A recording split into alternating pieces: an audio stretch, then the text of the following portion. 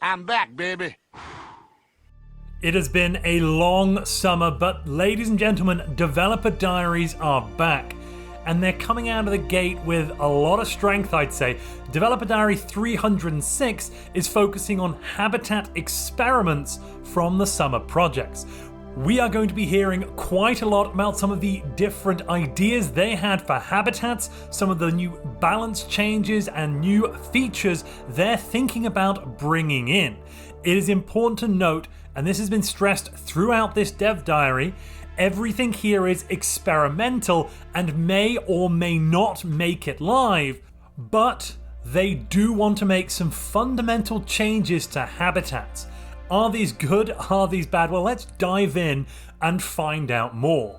Let's start off by asking the important questions. Why are the developers looking at habitats? Well, the Stellaris Custodian team, and if you don't know about the Custodian Initiative, let me bring you up to speed very quickly. Basically, people's time is divided between two teams. There is the Custodian team focused on balance changes, free patches, and updating previous DLC to bring them in line in terms of quality and content with later releases, or better releases, should we put it that way. And then there is also the Crisis team, or the Crisis time, which is when developers focus on new paid DLC content.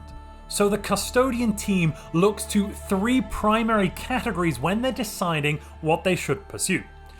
The first is directives, things dictated by Eladrin, the game director, usually for long-term strategic reasons.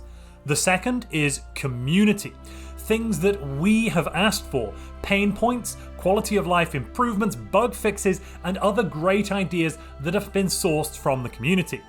The third category is passion, things that individual developers really want to see added into the game. Conveniently, a lot of times all three of these align quite nicely. So we're going to start by looking at the history of habitats in Stellaris. Habitats were introduced way back in patch 1.5, the Banks update in Utopia. Then, in patch 2.3 Wolf, alongside Ancient Relics, the developers removed the Voidborn requirement to build habitats, because at the start of the game you did have to get Voidborn before you could build them. Not everyone could build them willy-nilly. They also adjusted their habitability a little bit and gave them varying districts based on what they were built over. So for example, if they were built over a mineral deposit, they would provide some mineral districts availability. Or a research deposit, they would have some research districts. This is still implemented in the current version. You probably know what I'm talking about.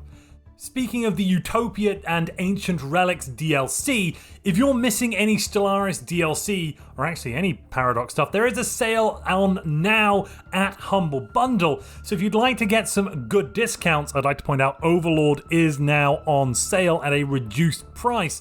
That's the previous DLC from last year. You can follow the link down in the description below to Humble Bundle, where you can then search for whatever DLC or product you'd like. Following that link will also help to support this channel, so thank you in advance if you end up doing that. You can get 75% off the base game Stellaris and up to 50% off additional DLC until July 31st.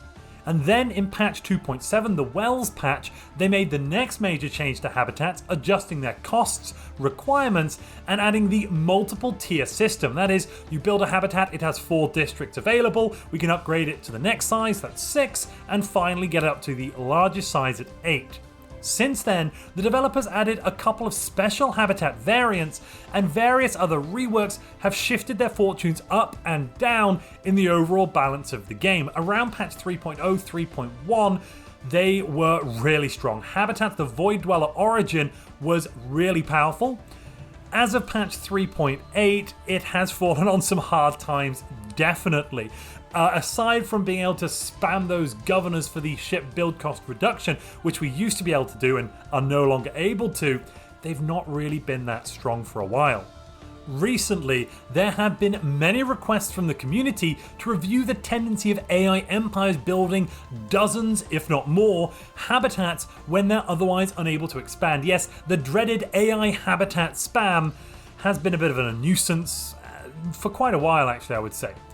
Due to how production and population work in Stellaris, this did lead to an interesting quandary. It is theoretically correct for the AI to create many habitats if it is blocked in. You as a player probably would do the same. But it was tedious as a player to deal with invading up to a dozen habitats per system. The current interactions with population growth have also always been troublesome on a game balance side. So for example, with Void Dweller Start, because you start with 3 habitats, that means you have 3 base levels of pop growth going, which can be 3 times more than a regular planet, which is pretty strong. Habitats were feeling far too common, were too good at certain things, and weren't capturing the base fantasy the developers were looking for.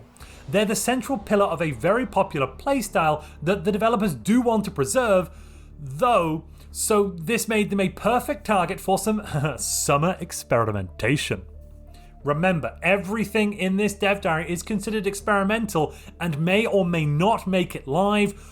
All numbers are placeholders for prototyping purposes only, yada yada yada. Right, let's see what we are going to be seeing. There is no set release date for any of this, and they are very much open to community feedback. So make sure to write something in the comments if you have an interesting idea, if you've got some thoughts or feelings. You could also run over to the forums probably and share it, but I know some developers do read the comments to these videos. Hi Alfred, if you're watching.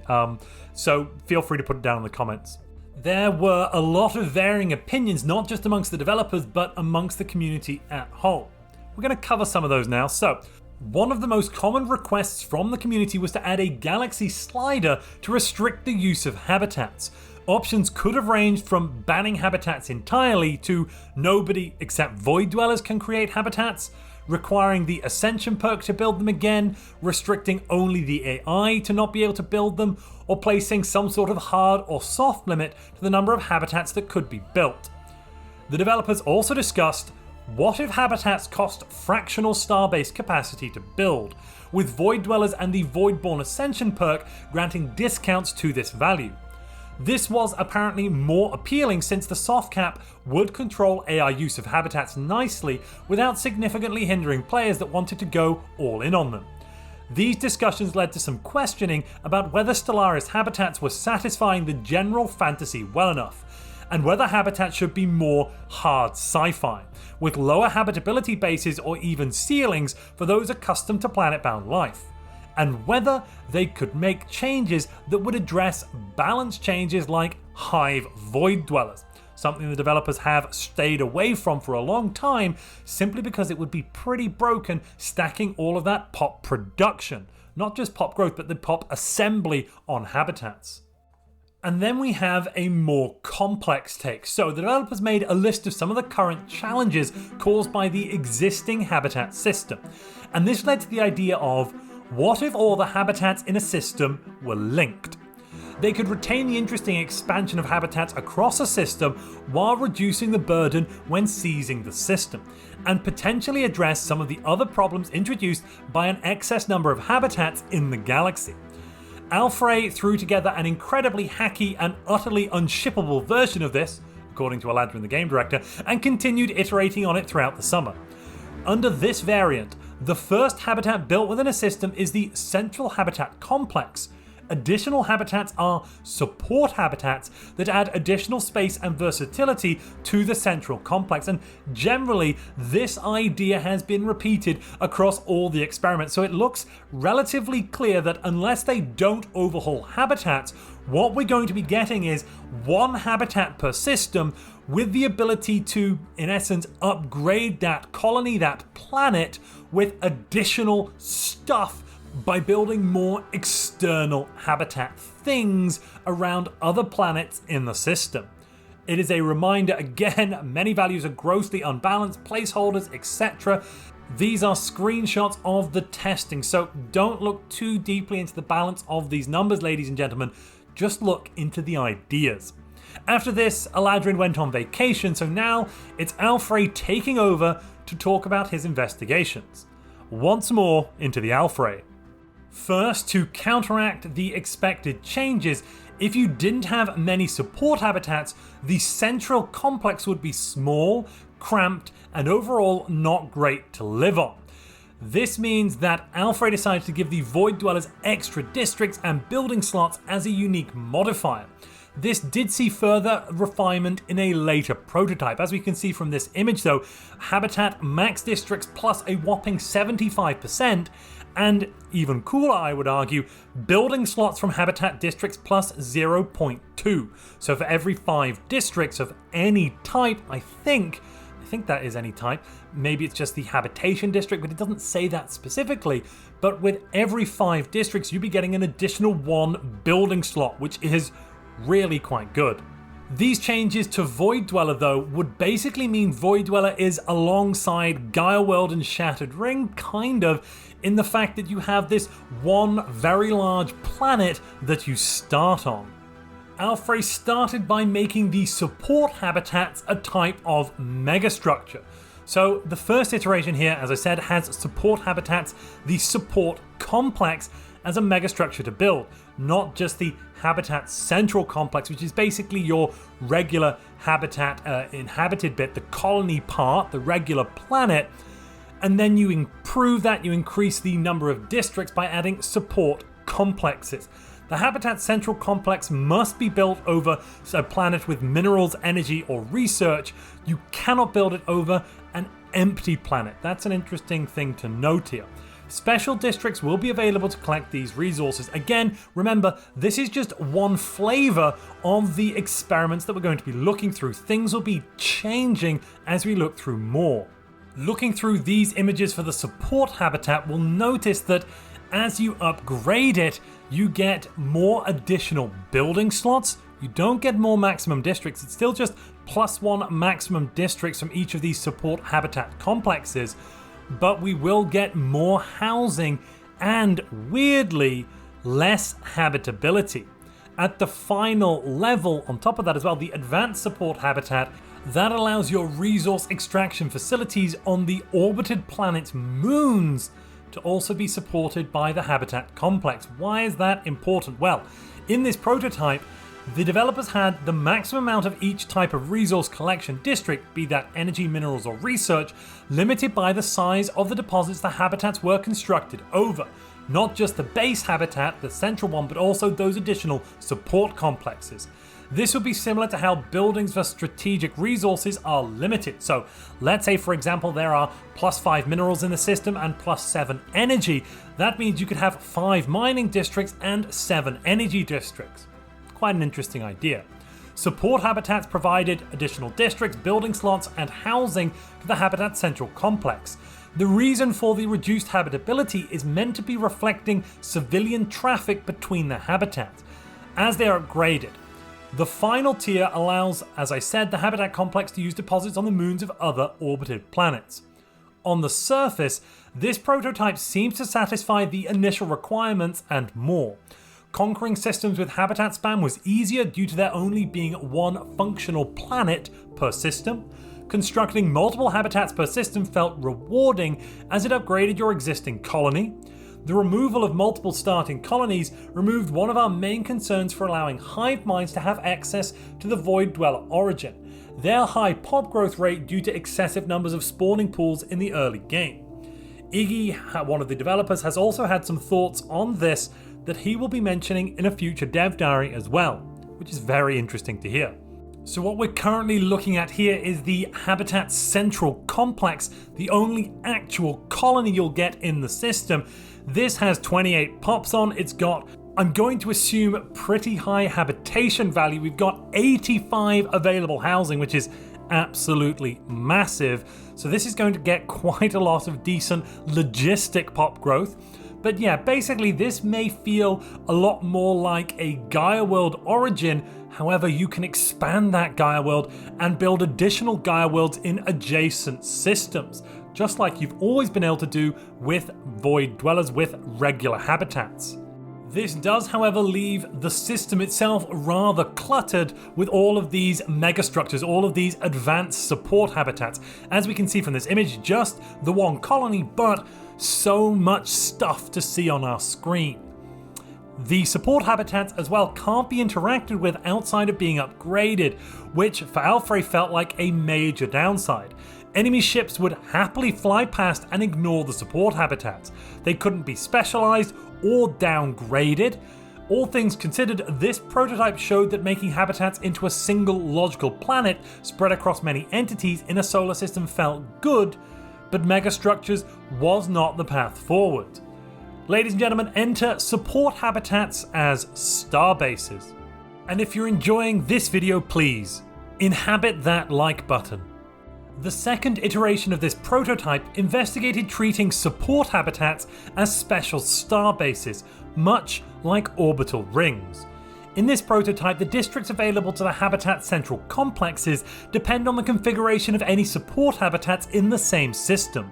Thus, construction of a habitat central complex would automatically build a neighbouring support habitat in orbit of the same planet.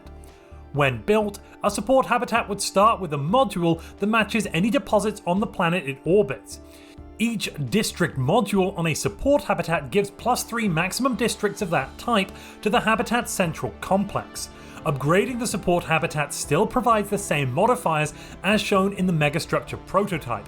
Additionally, each tier of the support habitat allows construction of an additional support habitat module, and the second and third tiers allow construction of a support habitat building. So basically, it's like orbital rings but for habitats, and you can build them in orbit of any celestial body in the system, or any primary celestial body. I assume still no moons.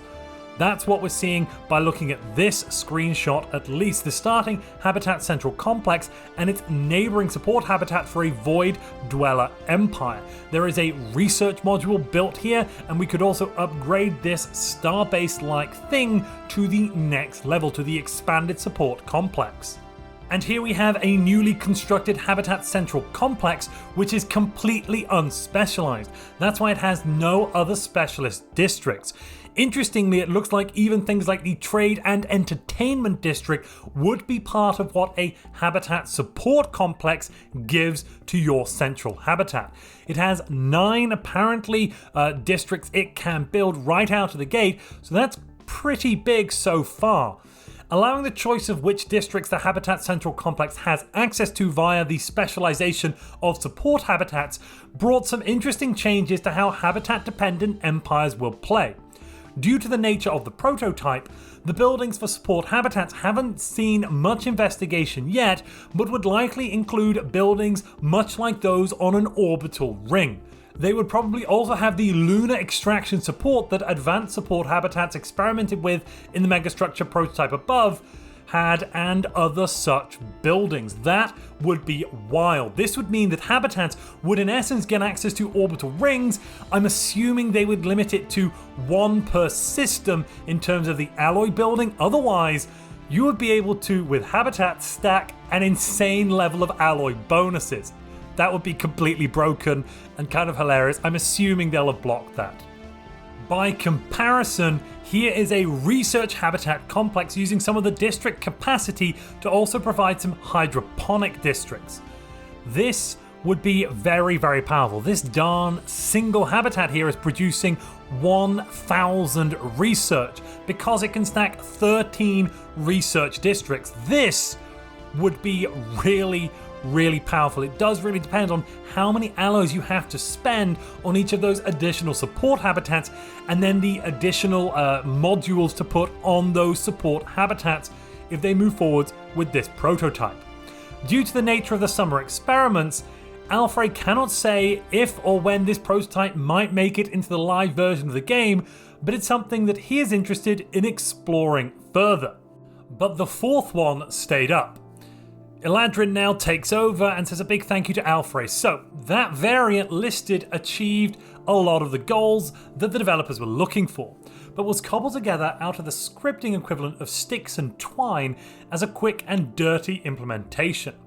It also required a lot of back and forth clicking that the devs really weren't too fond of. So after that one burned down, fell over, and sank into the swamp, they came up with another iteration. Eladrin's feedback was simplify things. The latest variant that they'd been playing with has been especially promising. In this one, they turned these starbase style support habitats into single-tiered, pre-specialized units, renamed to orbitals for UX purposes. Rather than requiring modules to be built on them, So you could build a mining orbital, a research orbital, and so on. This dramatically simplified the flow of building out habitats while simultaneously improving the implementation. Here we can see the Fragments orbital. This is apparently a pre-specialized research orbital. So after you build it, I assume we can build it in a specialized version, but that's not quite what it said before, so I am slightly confused. This is also going to allow the devs to create new buildings for that central habitat. Here we see the Habitat Transit Hub. This is adding maintenance drone jobs, housing, max districts, as well as increasing the benefits but also upkeep of this building for each orbital you have in the system. So the bigger the forest of habitats you have, the better some of these buildings will be. By the look of things, this one could also be upgraded to the Habitat Transit Interchange, giving you even more housing, even more max districts, and also even more, I think, jobs here. Yeah, pretty cool. I assume there'll be other types of building as well, similar to what we had with orbital rings, that kind of building. So possibly some bonuses to alloys, energy, that sort of stuff. But now on the habitat and scaled with the number of orbitals we get in the system. And the one thing I missed out actually, because we get a nice look here at the Habitat Transit Interchange, is it also gives +3 building slots as well. Now, the devs are still doing some experimentation with this model, but so far they're liking what they're seeing. Technologies can add special orbital types or buildings that can modify the primary habitat complex, and it is very easy for the devs or modders to add new types. This means we could see things such as, I don't know, fortress orbitals, possibly, maybe we've seen research orbitals, maybe alloy orbitals, all sorts of different things. Definitely probably Unity orbitals, dreaded clerk orbitals, maybe merchant orbitals, trade-based things, all sorts of very flavorful bits and pieces that we can put out there in our systems. Probably this is going to make Void Dwellers slightly better in some ways, but worse in others. It really will come down to the balance on how much exactly habitats are going to take to put out there and how much each of these orbiters will cost to build in alloys. If they shift the cost for orbitals from alloys into something like minerals, this becomes much, much better, though I suspect they won't do that. The developers have also been looking at jobs per district as well. The complexes have different challenges from the older habitat system, and the devs have also further updated the old Voidborn Ascension perk. Void Dwellers will start with its effects, similar to how Teachers of the Shroud Empires effectively start with Mind over Matter. I wonder if this means they cannot take the Voidborn effect, they can't take the Voidborn Ascension perk, or if they can stack it twice. Because if they can, this is going to be pretty powerful. Let's look into this. So, Void Dwellers will get plus 50% Habitat Max Districts, plus 0.2 building slots from Habitat Districts, so every 5 districts is 1 building slot, and plus 1 jobs from Habitat Districts. Now, that is identical to what we're going to be getting from Voidborn, except Voidborn as well. Let's look at that. So Voidborn, just like Void Dweller, will be giving plus 0.2 building slots from Habitat Districts, that's 1 per 5 districts, and plus 1 jobs from Habitat Districts, which is pretty wild. Also, minus 20% habitat build cost. So as a Void Dweller, if that's your origin, you'll probably, if you're allowed to, want to take Voidborn as your very first Ascension pick, thus reducing your habitat build cost. Also, I believe expansion, I think further reduces habitat build cost by 20% here, so you could be looking at a 40% reduction to habitat build cost, which combined would be very, very useful. Maybe we might, with these changes, start seeing Void Dweller closer to the meta. I'm not sure it's going to get entirely meta. It really does, as I said, depend on where the numbers boil out, but I have hope Void Dweller might be good once again.